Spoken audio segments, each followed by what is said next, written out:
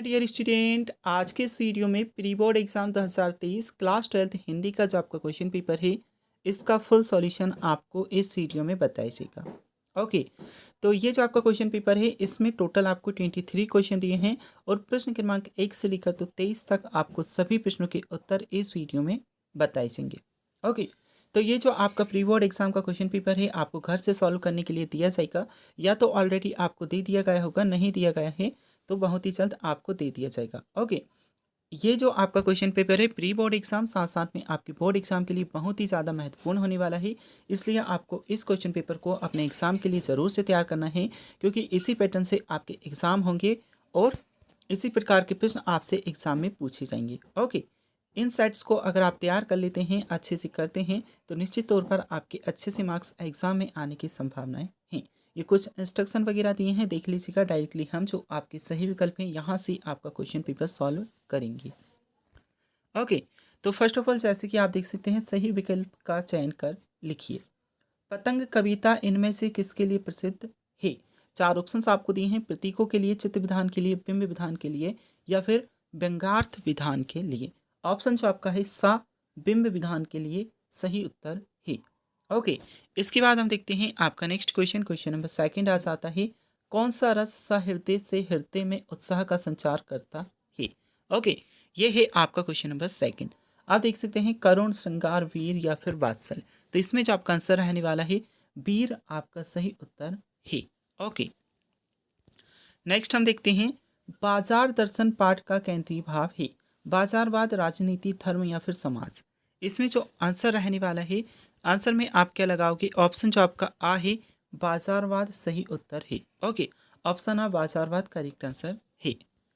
वह अच्छा खेला परंतु हार गया, ये वाक्य है। तो वह अच्छा खेला परंतु हार गया, यह एक संयुक्त वाक्य आपका है। ऑप्शन आ संयुक्त वाक्य लगा लीजिएगा। Okay, next question, question number 5 आ जाता है, अतीत में दबी पाप पाठ के आधार पर कोठार किसके काम आता होगा? सुरक्षा के लिए, धन जमा करने के लिए, अनाज जमा करने के लिए और पानी जमा करने के लिए। ओके, तो इसमें जो आप आंसर लगाओगे, आंसर में आपको क्या करना है? अनाज जमा करने के लिए। ऑप्शन 7 सही उत्तर है। इनमें से कौन सा पत्रकार एक पत्रकार का प्रकार नहीं है? पूर्णकालिक, अंशकालिक, संवाददाता या फिर फ्री लांसर। ओके, तो इसमें जो आपका संवाददाता दिया है, संवाददाता सही उत्तर रहेगा, क्योंकि संवाददाता पत्रकार का प्रकार नहीं है। अब हम देखते हैं आपके रिक्त स्थान आ जाते हैं। तुमने डैश डैश को सहूलियत से बरतना कभी नहीं सीखा। ओके, भाषा, व्यवहार या फिर बोली बोली। ओके, तो तुमने भाषा को सहूलियत से बरतना कभी नहीं सीखा, भाषा आपको लगा लेना है। इसके बाद आ जाता है श्रृंगार काल का अन्य नाम है। तो श्रृंगार काल को रीतिकाल के नाम से भी जाना जाता है, इसलिए आपको रीतिकाल लिख लेना है। इसके बाद आ जाता है नेक्स्ट, काव्य में बिंब को माना जाता है। ओके, शब्द चित्र, बिंब चित्र या फिर मर्म चित्र। तो काव्य में बिंब को शब्द चित्र माना जाता है। ओके, शब्द चित्र लगा लीजिएगा। इसके बाद हम देखते हैं, बाजार में एक डैश डैश है, खेल, जादू या फिर आनंद। तो इसमें आपको करना है जादू। ओके, जादू जो आपको दिया है सेकंड ऑप्शन, यह आपको कर लेना है। नेक्स्ट क्वेश्चन आ जाता है, क्वेश्चन नंबर 5 है, जब एक ही शब्द की पुनरावृत्ति होती है तो उस शब्द युग्म को कहते हैं पुनरुक्त शब्द युग्म, अनुकरणात्मक शब्द युग्म या फिर विपरीतार्थक शब्द युग्म। तो इसमें जो आपको दिया है पुनरुक्त शब्द युग्म, ये सही उत्तर है। आप लोगों की देखा देखी सेक्शन की घड़ी भी हो गई है सुस्त, गतिशील या फिर व्यस्त। इसमें आ जाएगा सुस्त। ओके, सुस्त सही आंसर है। एंड इसके बाद देख सकते हैं नेक्स्ट क्वेश्चन आ जाता है, क्वेश्चन नंबर 7, संपादकीय को डैश डैश की आवाज़ माना जाता है, आम जनता की, अखबार की या फिर दुनिया की। इसमें अखबार सही उत्तर है। अब ये जो आपको MCQ टाइप क्वेश्चन दिए थे और जो फिल इन द ब्लैंक्स दिए थे, ये कंप्लीट हो जाते हैं। अब आपके मैच द कॉलम्स मतलब सही जोड़ी आपको दी है। सबसे पहले देख सकते हैं आपको दिया है कविता के बहाने। ओके, तो कविता के बहाने, ओके, तो कविता के बहाने को आप किससे मैच करोगे? आपको कर लेना है यहाँ पर कुंवर नारायण से। इसके बाद आ जाता है आपका महाकाव्य। तो महाकाव्य को किससे मैच करोगे? कामायनी, कामायनी महाकाव्य है। इसके बाद है भक्तिन। भक्तिन का आपका हो जाएगा क्या? भक्तिन को आप मैच करोगे महादेवी वर्मा से। ठीक है। इसके बाद आपको नेक्स्ट दिया है अर्थ के आधार पर बाकी के प्रकार। तो 8 प्रकार के होते हैं। ओके। इसके बाद है जूझ। जूझ को आप मैच करेंगे। ओके, तो जूझ को आपको डॉक्टर आनंद यादव से आपको मैच कर लेना है। एंड इसके बाद बचेगा आपका लास्ट विशेष रिपोर्ट का प्रकार। इसमें आपका लीजिएगा बैकग्राउंडर। ओके, ये आपके मैथ से कॉलम्स भी कंप्लीट हो जाते हैं। अब हम देखेंगे आपके नेक्स्ट क्वेश्चन। निम्नलिखित प्रश्नों के उत्तर एक वाक्य में उत्तर लिखिए। ओके, तो पहले आप प्रश्न देखिए, फिर इनका हम लिखित में आंसर देखेंगे। टोटल आपको 7 क्वेश्चन दिए हैं।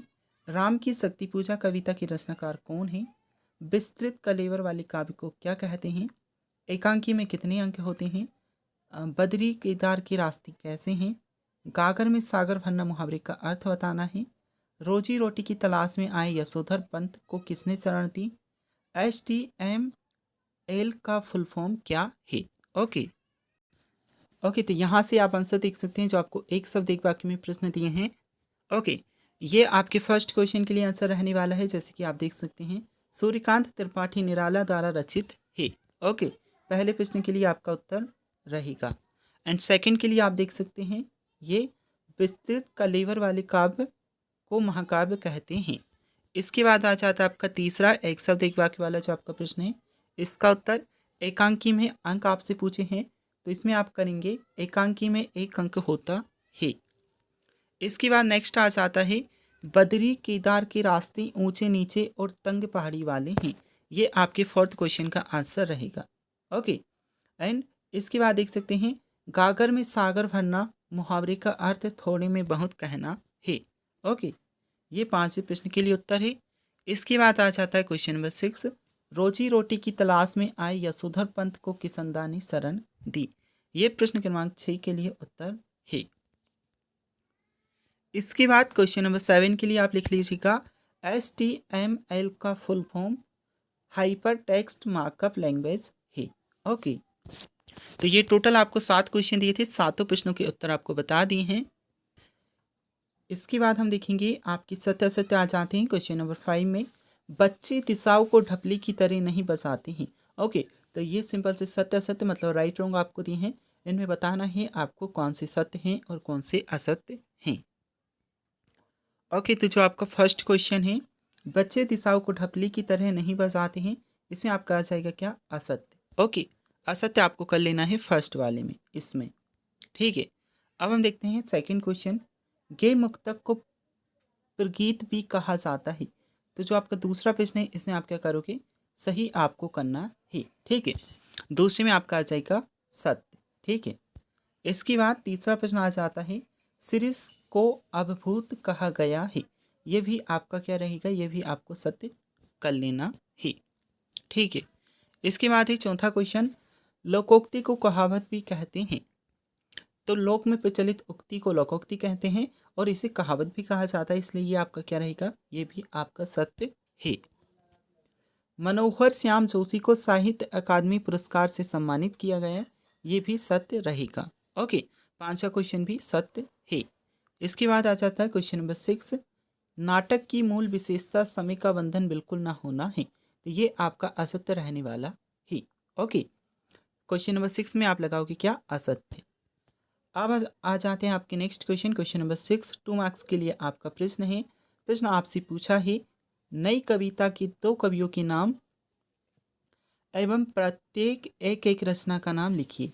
इसके अथवा में आपका एक और क्वेश्चन है प्रगतिवाद की कोई 2 विशेषताएं और प्रवृत्तियां लिखिए। ओके, तो क्वेश्चन नंबर 6 के लिए आंसर आपका ये रहेगा। पहले लिखिएगा भवानी प्रसाद मिश्र। ओके, इनका आ जाएगा आपका सन्नाटा और गीत भरोस। इसके बाद आपको कर लेना है कर नारायण। इनका कर लेंगे आप आमने सामने और कोई दूसरा नहीं। ठीक है, इसके बाद आ जाता है आपका नेक्स्ट क्वेश्चन, जो क्वेश्चन नंबर 6 है, इसके अथवा वाला प्रश्न। प्रगतिवाद की आपसे 2 विशेषताएं पूछी गई हैं, तो पहली विशेषता आप लिखोगे रूढ़ि विरोध। ओके, और सेकंड कर लोगे क्रांति का स्वर। ठीक है, ये क्वेश्चन नंबर 6 का आपका आंसर है।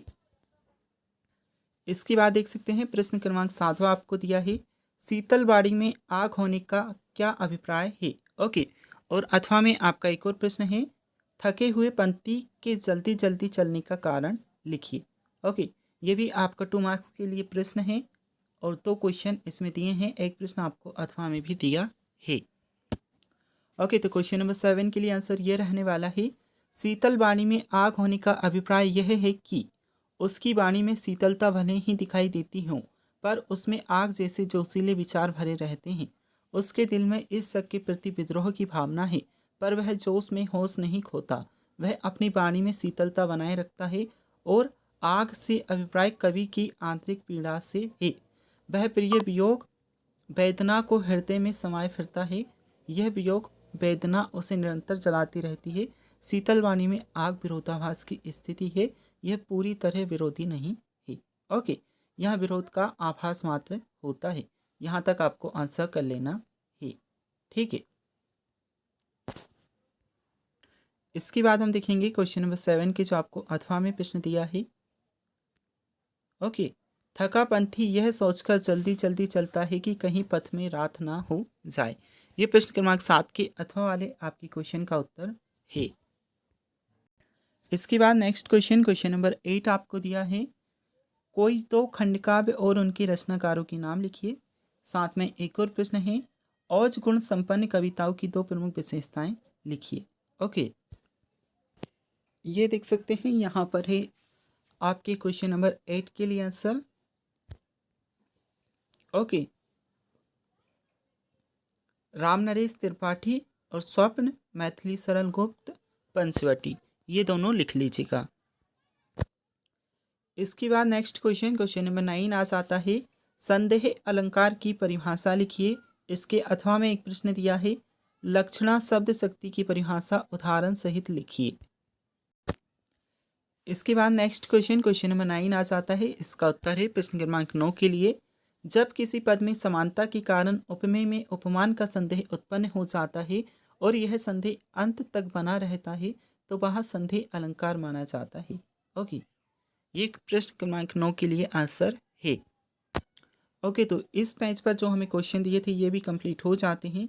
अब आपका आ जाता है नेक्स्ट पेज, क्वेश्चन नंबर 10वां, निबंध किसे कहते हैं, किन्हीं 2 निबंधकारों एवं उनकी 2 निबंधों के नाम लिखिए।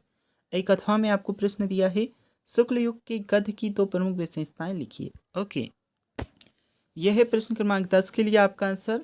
निबंध गद्य लेखन की एक विधा है, लेकिन इस शब्द का प्रयोग किसी विषय की तार्किक और बौद्धिक विवेचना करने वाले लेखों के लिए भी किया जाता है। निबंध के पर्याय रूप में संदर्भ रचना और प्रस्ताव का भी उल्लेख किया जाता है, लेकिन साहित्यिक आलोचना में सर्वाधिक प्रचलित शब्द निबंध ही है। ओके, नीचे आपको ये और लिख लेना है, भरतेंदु हरिश्चंद्र, सुलोचना संगीत सार, महावीर प्रसाद द्विवेदी, रसज्ञ रंजन साहित्य सीकर। ओके, इसके बाद क्वेश्चन नंबर 11 आ जाता है, लेखिका महादेवी वर्मा के अनुसार भक्तिन के जीवन का परम कर्तव्य क्या था। अथवा में एक प्रश्न है, परचेसिंग पावर शब्द में निहित लेखक ज्ञानेंद्र कुमार का आशय लिखिए। यह है क्वेश्चन नंबर 11 के लिए आंसर। किसी के संकेत करते ही भक्तिन उससे शास्त्रार्थ के लिए चुनौती दी डालती है, जिसको स्वीकार कर लेना किसी की तर्क श्रोमणी के लिए संभव नहीं है। यह उसका अपना घर ठहरा, पैसा रुपया जो इधर उधर पड़ा दिखा संभाल कर रख लिया, यह क्या चोरी है। उसके जीवन का परम कर्तव्य ने मुझे प्रसन्न रखा है। ओके, क्वेश्चन नंबर 12 आ जाता है, संदेहवाचक वाक्य की परिभाषा उदाहरण सहित बतानी है। अथवा में प्रश्न है, क्षेत्रीय शब्द किसे कहते हैं, उदाहरण सहित बताना है। साथ में क्वेश्चन नंबर 13 आप देख सकते हैं, राजभाषा की 2 प्रमुख विशेषताएं लिखनी है और राष्ट्रभाषा की 2 प्रमुख विशेषताएं बतानी हैं। ये देखिए क्वेश्चन नंबर 12 के लिए आपका आंसर है, संदेहवाचक वाक्य में वाक्य होते हैं जिनमें संदेह के साथ बात करते हैं और अनुमान लगाया जाता है कि वह होने की संभावना है, जैसे आज वर्षा हो सकती है। ओके, एंड इसके बाद प्रश्न क्रमांक 13 आप देख सकते हैं, राजभाषा की 2 प्रमुख विशेषताएं आपको बतानी थी। तो यहाँ पर 3 विशेषताएं दी हैं, कोई भी 2 विशेषताएं आप कर सकते हैं। यह सरकारी कामकाज की भाषा होती है। क्षेत्रीय भाषा ही राजभाषा होती है। और कर के निर्णय शिक्षा का माध्यम रेडियो और दूरदर्शन में राजभाषा का प्रयोग होता है। इसके बाद क्वेश्चन नंबर 14 आपका ऐसा आता है, मोहनजोदड़ो की सभ्यता को लो प्रोफाइल सभ्यता कहे जाने के कारण लिखने हैं। जूझ कहानी के लेखक के जीवन में संघर्ष के उन बिंदुओं पर प्रकाश डालिए जो आपके लिए प्रेरणादायी हैं। क्वेश्चन नंबर 15 दिया है, संपादकीय लेखन के बारे में लिखिए। अथवा में आपका एक प्रश्न है, इंटरनेट की प्रमुख सीमाएं अथवा दोष बताने हैं। यहाँ से देख सकते हैं आप क्वेश्चन नंबर 14 के लिए आंसर, लेखक ने सिंधु सभ्यता को लो प्रोफाइल सभ्यता कहा है। संसार के अन्य स्थानों पर खुदाई करने से राजतंत्र को प्रदर्शित करने वाले महल, धर्म की ताकत दिखाने वाले पूजा स्थल, मूर्तियां तथा पिरामिड मिले हैं। मोहनजोदड़ो में ऐसी कोई चीज नहीं मिली जो राजसत्ता या धर्म के प्रभाव को दर्शाती है। कला की दृष्टि से हड़प्पा सभ्यता अत्यंत समृद्ध थी। इस सभ्यता के लोगों में कला के प्रति समृद्ध दृष्टि तत्कालीन मनुष्यों की दैनिक प्रयोग की वस्तुओं में स्पष्ट रूप से दिखाई देती है। जैसे वहाँ की वास्तुकला तथा नियोजन, धातु एवं पत्थर की मूर्तियाँ, मिट्टी के बर्तन एवं उन पर बने चित्र, वनस्पति एवं पशु पक्षियों की छवियाँ, मोहरें, उन पर उत्कीर्ण आकृतियाँ, खिलौने, कैश विन्यास, आभूषण, सुगढ़ लिपि आदि तत्कालीन समय में विद्यमान हड़प्पा सभ्यता की सौंदर्य बोध को व्यक्त करती हैं। कोई भी ऐसी मूर्ति या चित्र उपलब्ध नहीं हुआ है जिसमें प्रभुत्व या दिखावे के तेवर व्याप्त हों। कहने का आशय यह है कि हड़प्पा सभ्यता कला की दृष्टि से अत्यधिक समृद्ध तो थी, लेकिन यह कला सौंदर्य राजपोषित या धर्मपोषित न होकर समाज पोषित थी। अर्थात कहा जा सकता है कि मोहनजोदड़ो की सभ्यता लो प्रोफाइल सभ्यता थी। ओके, इसके बाद क्वेश्चन नंबर 15 का आंसर भी आप देख सकते हैं, संपादकीय पृष्ठ पर प्रकाशित होने वाले संपादकीय को अखबार की अपनी आवाज़ माना जाता है। संपादकीय के जरिए अखबार किसी घटना, समस्या या मुद्दे के प्रति अपनी राय प्रकट करते हैं। संपादकीय किसी भी अखबार की नीति निर्माताओं के विचारों का दर्पण होता है। संपादकीय की विशेषताएं इस प्रकार हैं। पहली विशेषता आप लिखेंगे, समाचारों पर आधारित संपादक को संपादकीय कहते हैं। संपादकीय के लिए प्रत्येक अखबार के बीच का एक पूरा या आधा पृष्ठ अलग से निर्धारित होता है। इसमें संपादक की टिप्पणियां तो होती हैं, साथ ही समाचारों के विभिन्न पहलुओं या आलोचनात्मक लेख और पाठकों की प्रतिक्रिया भी प्रकाशित की जाती हैं। इसके बाद क्वेश्चन नंबर 16 आपका आ जाता है, निम्नलिखित बिंदुओं के आधार पर तुलसीदास अथवा रघुवीर सहाय के साहित्य की काव्यगत विशेषताएं लिखिए। दो रचनाएं हमें बतानी है, भाव पक्ष बताना है और साहित्य में स्थान बताना है। ओके, तो इसमें तुलसीदास का कर सकते हैं या फिर रघुवीर सहाय का कर सकते हैं। ठीक है, तो यहाँ पर हम रघुवीर सहाय के बारे में लिख रहे हैं। सबसे पहले आपको रचनाएं बतानी है। रचनाएं में आप लिखोगे, सीढ़ियों पर धूप में आत्महत्या के विरुद्ध हंसो हंसो जल्दी हंसी वो लोग भूल गए। ये आप रचनाएं कर लीजिएगा। भाषा शैली में आपको करना है, रघुवीर सहाय की अपनी काव्य शैली है। उनकी भाषा सरल, साफ सुथरी एवं सधी हुई है। उनकी भाषा शहरी होते हुए भी सहज व्यवहार वाली है, सजावट की वस्तु नहीं। रघुवीर सहाय ने अपने काव्य में आम आदमी की पीड़ा व्यक्त की है। इन्होंने सड़क, चौराहा, दफ्तर, अखबार, संसद, बस, रेल और बाजार की भाषा में कविता लिखी। घर मोहल्ले के चरित्रों का कविता लिखकर उन्हें हमारी चेतना का स्थायी नागरिक बनाए। ठीक है, अब साहित्य में स्थान आपको कर लेना है, एक उत्तम निबंधकार, उपन्यासकार, कवि और सर्वश्रेष्ठ नाटककार। इसके बाद देख सकते हैं प्रश्न क्रमांक 17 मतलब 17वां प्रश्न आपका आ जाता है, निम्नलिखित बिंदुओं के आधार पर महादेवी वर्मा अथवा जैनेन्द्र का साहित्यिक परिचय लिखिए। दो रचनाएं बतानी है, भाषा शैली और साहित्य में स्थान। ओके, तो यहाँ पर आप जैनेन्द्र कुमार का देख सकते हैं। सबसे पहले दो रचनाएं आपको बतानी है, तो परख, सुनीता और फांसी। ओके, यह आप कर लीजिएगा। इसके बाद भाषा शैली, भाषा और शैली। जैनेन्द्र जी की भाषा के दो रूप दिखाई देते हैं, भाषा सरल सुबोध रूप तथा संस्कृतनिष्ठ भाषा रूप भाषा में मुहावरों और कहावतों का सजीव प्रयोग किया गया है। इनकी रचना में व्यंग्य, नाटकीयता और रोचकता की प्रधानता है। कथा साहित्य में व्याख्यात्मक और विचारात्मक शैली का प्रयोग हुआ है। उपन्यास मनोवैज्ञानिक एवं कहानियाँ चिंतनपरक हैं। साहित्य में स्थान में आप कर लीजिएगा साहित्य अकादमी पुरस्कार, भारत भारती सम्मान, भारत सरकार द्वारा पद्म भूषण से सम्मानित किया गया है। अब आ जाता है क्वेश्चन नंबर 18। पुस्तकालय हेतु आवश्यक पुस्तकों हेतु एक विज्ञापन बनाकर लिखिए। अथवा में एक प्रश्न है, छात्र की कक्षा में अनुशासन भंग करने पर शिक्षक छात्र के बीच होने वाले संवाद को लिखिए। ओके, तो क्वेश्चन नंबर 18 के लिए हम आपका अथवा वाला क्वेश्चन देखेंगे। ये देखिए, यहाँ से देख सकते हैं क्वेश्चन नंबर 18 के लिए आप आंसर। सबसे पहले विद्यार्थी, क्या मैं अंदर आ सकता हूँ सर? इसके बाद अध्यापक बोलते हैं, अंदर आओ, मैं तुमसे देर से आने का कारण पूछ सकता हूँ। फिर विद्यार्थी कहेगा, सर मेरे घर पर मेरे पिताजी की तबीयत अचानक सुबह खराब हो गई, मुझे अपनी माँ के साथ उन्हें अस्पताल लेकर जाना पड़ा। अध्यापक, सच कह रहे हो या देर से आने की बहानेबाजी कर रही हो? विद्यार्थी, बिल्कुल सच कह रहा हूँ। इस प्रकार से लिखिएगा। इसके बाद अध्यापक का आप कर लीजिएगा, अच्छा ठीक है, जाओ जाकर अपनी बेंच पर बैठ जाओ, आइंदा ध्यान रखना। ओके, तो यही आपका संवाद लेखन रहेगा, यही आपका आंसर है। इसके बाद क्वेश्चन नंबर 19 आपका आ जाता है, निम्नलिखित अपठित गद्यांश काव्यांश को पढ़कर नीचे लिखे प्रश्नों के उत्तर लिखिए। स्वामी विवेकानंद जी का चिंतन भारतीय जीवन तत्वों के सारभूत तत्वों को प्रस्तुत करने वाला है। उनकी प्रासंगिकता इस समय इसलिए अधिक महत्वपूर्ण है कि वह हमारी आज की जिज्ञासाओं को समीचीन समाधान प्रस्तुत करते हैं। इस प्रकार से आपको दिया है। ओके, और आपसे क्वेश्चन पूछें, उपयुक्त गद्यांश का शीर्षक हमें बताना है। विवेकानंद जी का विरोध किसके प्रति था लिखना है। गद्यांश में प्रयुक्त शब्द समीचीन का समानार्थी लिखना है। ओके, इसके अथवा में भी आपको एक प्रश्न दिया है। ओके, ये देख सकते हैं क्वेश्चन नंबर 19 के लिए आपका उत्तर। फर्स्ट ऑफ ऑल, सबसे पहले आपसे शीर्षक पूछा, शीर्षक में आप लिखिएगा स्वामी विवेकानंद। इसके बाद सेकंड जो आपका क्वेश्चन है, इसके लिए आप उत्तर लिखोगे, वे सांप्रदायिकता, हठधर्मिता और विभत्स धर्मांधता का विरोध करते हैं। एंड इसके बाद जो आपका तीसरा है, तीसरे प्रश्न में आप क्या करोगे, समीचीन का आपको बताना है, यथार्थ, उचित, न्याय संगत और समयोचित, ये सभी समानार्थी शब्द हैं। ओके, अब आ जाता है आपका क्वेश्चन नंबर 20।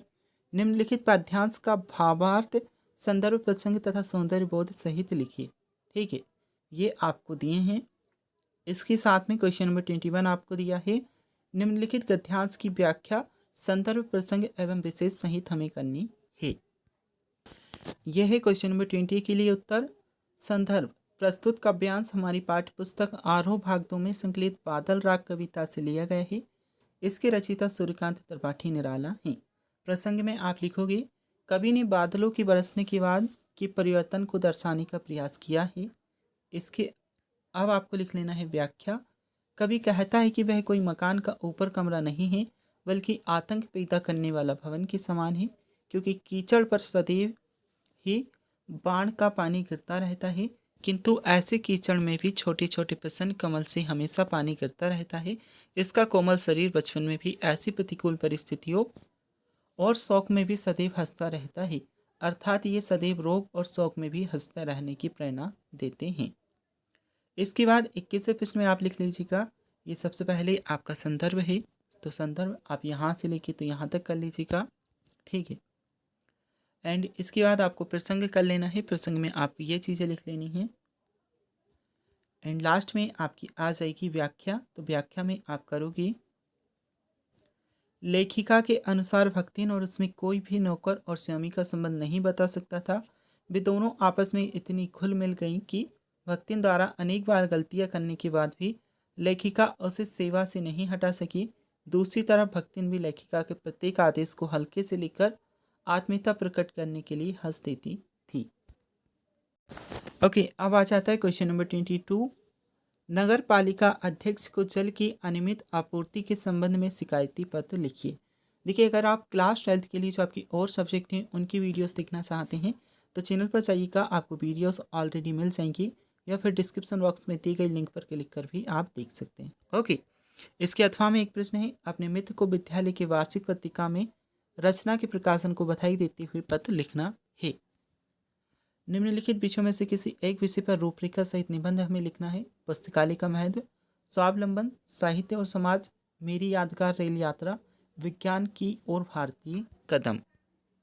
ओके, तो एप्लीकेशन तो आप कुछ इस प्रकार से कर सकते हैं। सबसे पहले लिखिएगा सेवा में, फिर विषय लिख दीजिएगा, महोदय करके कुछ चीज़ें आपको लिखनी है, ये सभी कर दीजिएगा।